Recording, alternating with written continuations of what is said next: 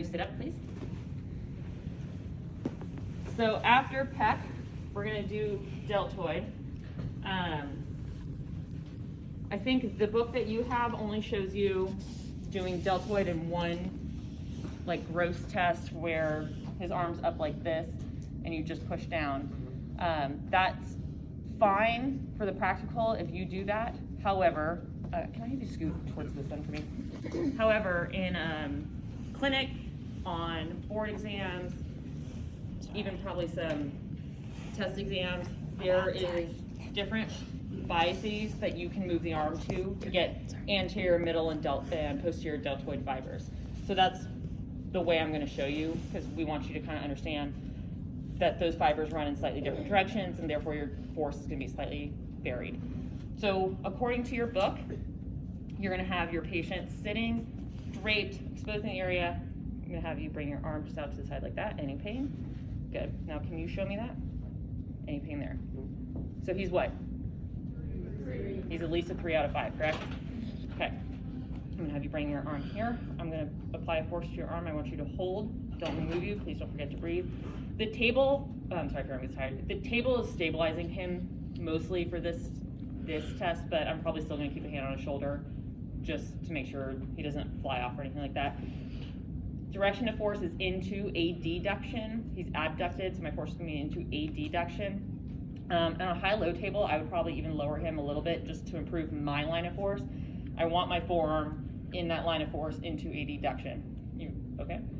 And hold. Don't forget to breathe. 3, 2, 1. Hold, hold, hold, hold, hold. Oh, that felt good. Pain? Doing okay? I broke him, so just with moderate force, what would that be? 4.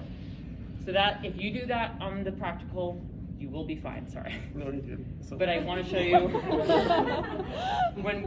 when you look at Kendall and when you're thinking clinically about various testing, that is probably most likely going to be your middle deltoid test. So for your anterior deltoid, you're still going to come out to that abducted position. You're going to get slight external rotation, slight horizontal adduction. So he's bringing his arm forward in external rotation slightly. There is not a number. Slight might be 20 degrees to you, it might be 25, I don't know. Slight external rotation, slight horizontal adduction. So this is going to be for anterior fibers. Again, thinking about my line of force, I'm going to come in front of him. My line of force is going to line up with his forearm. Does that make sense? So my line of force is going to line up with his forearm, and then I'm going to push him into slight horizontal abduction, but primarily into abduction. Does that make sense? So I want you to hold there. Hold, don't let me move you. Hold and breathe, breathe, breathe, breathe, breathe. Any pain?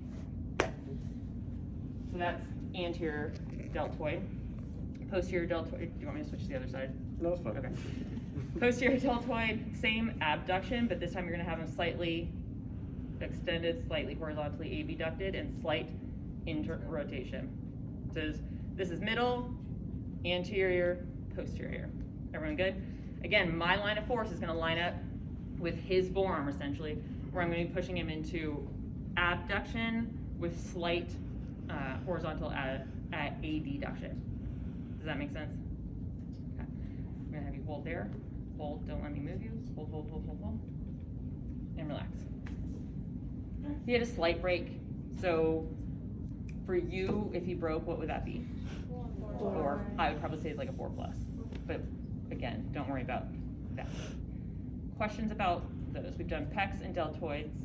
I'm going to have you guys start with those, if that's okay. Mm-hmm.